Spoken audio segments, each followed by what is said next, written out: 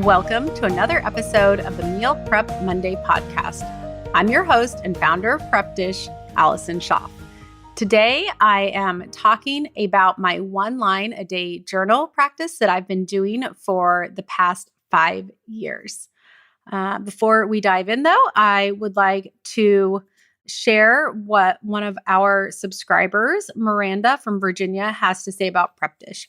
She says, "Thank you for the opportunity to try your service at no cost for 14 days.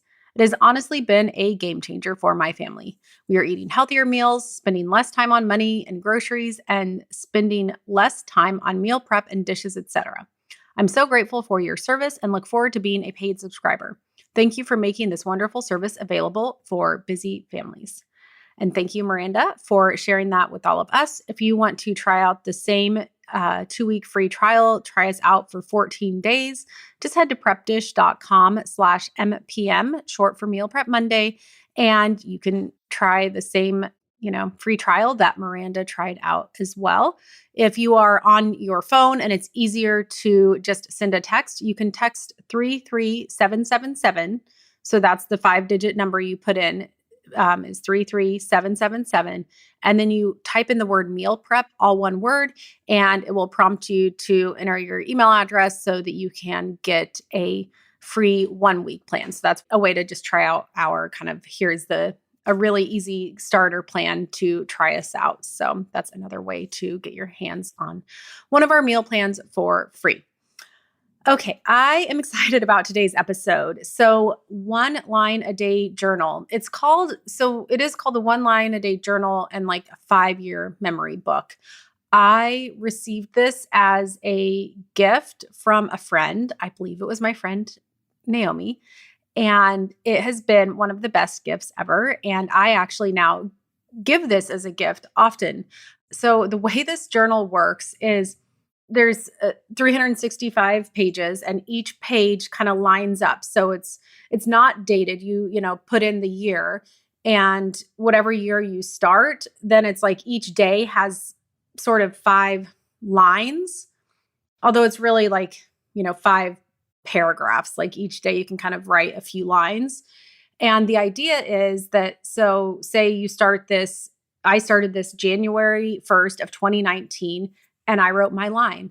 And then the next year in 2020, I wrote my line and I looked above that line and I could see what happened in 2019 and so forth and so forth. So, today when I'm writing my line for 2023, I can look above and see what did I write for my 1 line back in 2022, 2021, 2020, and 2019.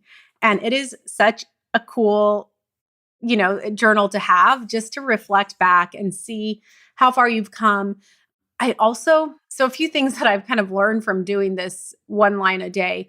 One is just how much of our life is seasonal, even if we don't realize it. So a big takeaway for me was visits and family visits happen a lot of times the same time year after year, even if I'm not intentionally thinking about it.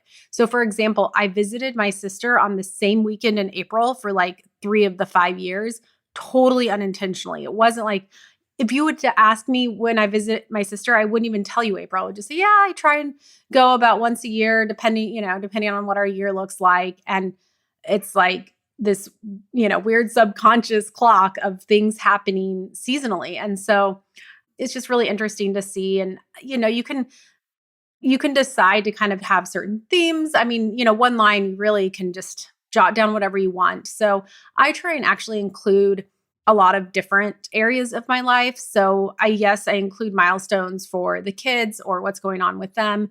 If there's a significant ice storm or something like that, sometimes I'll include weather related information or a big milestone at work or just, what we did. And that's the other interesting thing is sometimes it will be like, oh, today we went to such and such brewery and had a family day. And then it's, the next year, it's like, even without reading the prompt, I'm like, oh, I think we should go and do this thing again. So, or, celebrating, birthdays of family members or friends. And so you can look back and see how that happened in the previous years. So, and I'm really pretty proud of myself, to be honest, because, a line a day for 5 years is a lot. And I'm not great at always doing it every single day.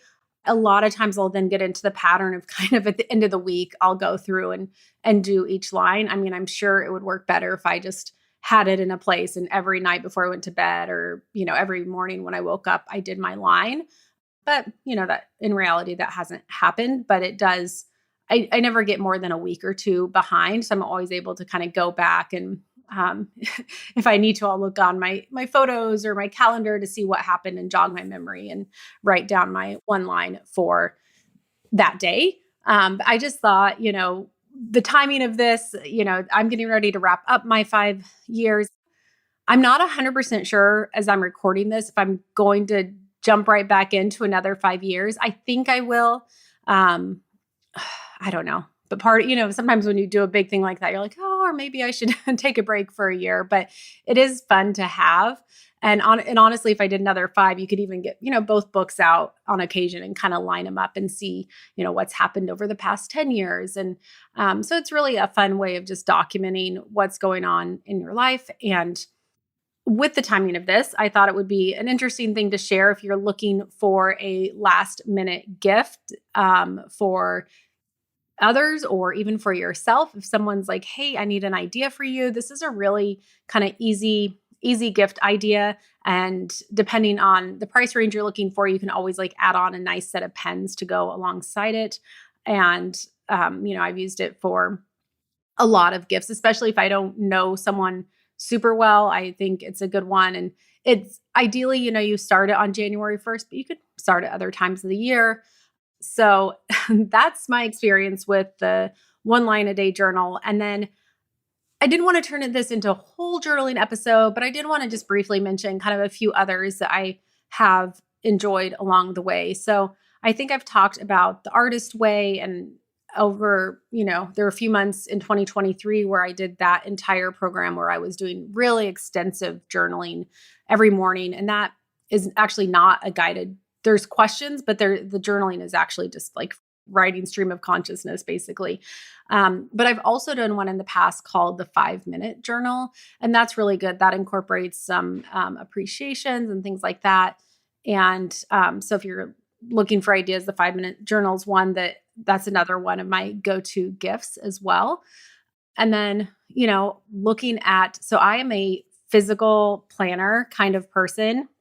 And, if you're still looking for what you're going to use in 2024, I don't have written down all the ones I've used in the past. That might be maybe next year I'll do that episode of all the different planners that I've used. One thing I will say, if you're needing help with that, there is a podcast called Best Laid Plans. Prep Dish is actually a sponsor, but that is hosted by Sarah Hart-Unger, and she really goes in depth on planners. So if you're a planner nerd like me, I would recommend checking out her podcast if you're kind of still trying to figure out what planner you're going to use for 2024. I do have one because there's one I ordered last year and there were multiple issues with the order coming in. So I didn't get the planner I wanted to use in 2023 until like the end of January. So I ended up having to switch. So I've had one for all year, just waiting for 2024 to be used. It's an undated one, luckily, but if you are still in search, I would recommend checking out some of her episodes because she does a good job talking about all the different options that are out there. So that is my episode for today. I would love to hear from you guys on this one. If any of you end up getting the one line a day journal, or if you've done this journal in the past, I would love to hear how it went for you. If there are any ahas, just like I said, it's really cool to see the way things line up and how much of our lives are kind of these patterns and rhythms, whether we're intentional about it or not. So hopefully you found this interesting, and I will be back again next Monday with another episode. And just that quick reminder that if you have not left a rating or review, I really appreciate that. It just helps other people to find the podcast. So thanks again, and I'll be back again next Monday.